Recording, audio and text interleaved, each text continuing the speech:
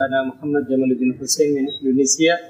أنا أسألكم سيدي، رجل يدخن تدخينا شديدا حتى ينصحه أصحابه ولكنه لا يستطيع أن يتوقف من تدخينه ثم مات بسبب السرطان في عنقه، فهل ذلك الرجل يموت شهيدا بسبب مرضه للتدخين؟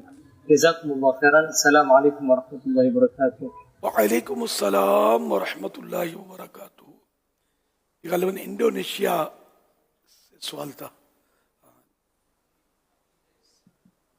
جی انڈونیشیا سے. یہ انڈونیشین قریبی لوگ سگریٹ نوشی ترک.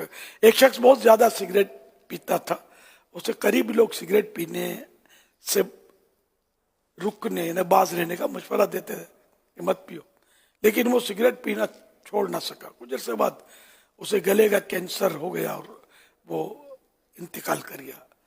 سوال یہ انہوں نے کیا ہے کہ کیا اس سے بیماری کی وجہ سے شہادت کا مرتبہ حاصل ہوگا؟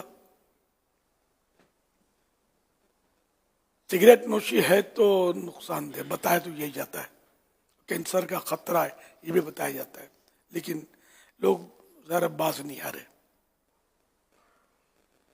اللہ بچائے.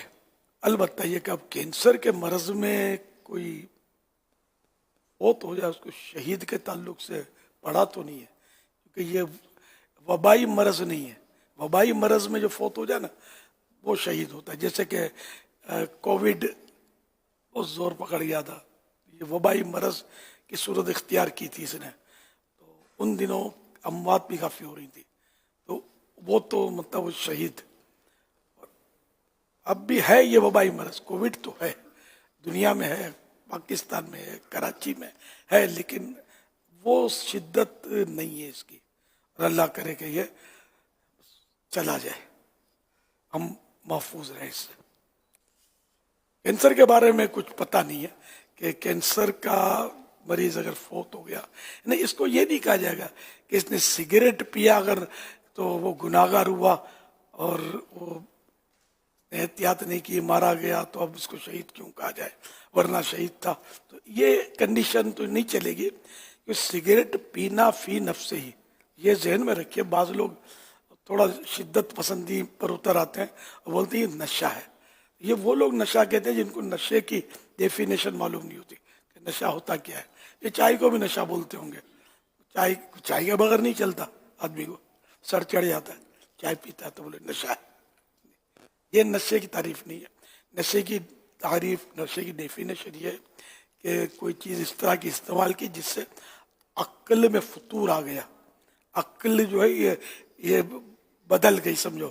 اب ماں بہن کی اس کو تمیز نہیں رہی کہ میری ماں یا بہن ہے یا بیوی ہے نا. تو یہ عقل جو ہے نا اس میں خرابی، خلل آ جاتا ہے جس چیز کے استعمال سے، جیسے شراب پینے سے آتا ہے. تو یہ نشہ یہ ہے.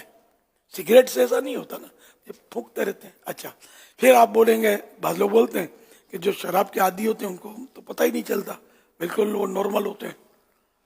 تو اس کی ایک وجہ یہ شراب حرام ہونے کی کہ اس کو نشہ چڑھتا ہے، ٹھیک ہے نا. نشہ چڑھا تو اب یہ حرام میں داخل ہو گیا. اور دوسری پہلی صورت شراب حرام ہونے کی یہ بھی ہے کہ شراب ناپاک ہوتی ہے، اس لیے اگر ایک قطرہ بھی اس کا پیا نا تو اس نے حرام کیا. جیسے کسی نے معاذ اللہ پیشاب پیا تو حرام پیا، اس نے ناپاک ہے. اس طرح شراب بھی ناپاک ہے، یہ ذہن میں رکھیے گا. واللہ تعالی اعلم ورسولہ اعلم عز وجل وصلی اللہ تعالی علیہ وآلہ وسلم. پیٹ کے مرض کو بھی شہادت کا حدیث یا پیٹ کی بیماری میں جو فوت ہوا، اور مختلف بیماریاں ہیں، جیسے آج کل سیلاب ہے نا، اللہ پاک عافیت نصیب کرے. تو پانی میں جو ڈوب کر فوت ہوا وہ بھی شہید. اچھا جس کو سانپ نے ڈس لیا، تو سیلاب کے علاوہ بھی سانپ ڈس لے کسی کو اور وہ فوت ہو جاتی، یہ بھی شہید ہے. سواری سے گر کر فوت ہو گیا تو شہید. کسی پر دیوار گر پڑی اور فوت ہو گیا تو بھی شہید. شہید کی بہت ساری قسمیں ہیں. درود شریف کی جو کثرت کرتا ہے وہ فوت ہو گیا شہید. عبادت گزار نوجوان فوت ہو گیا وہ بھی شہید. تو یوں شہید کی قسمیں تو کافی ہیں. بلکہ جو زندگی بھر جس کی تمنا شہادت کی ہو وہ بھی فوت ہو گیا، اس کو بھی شہادت کا ثواب ملے گا.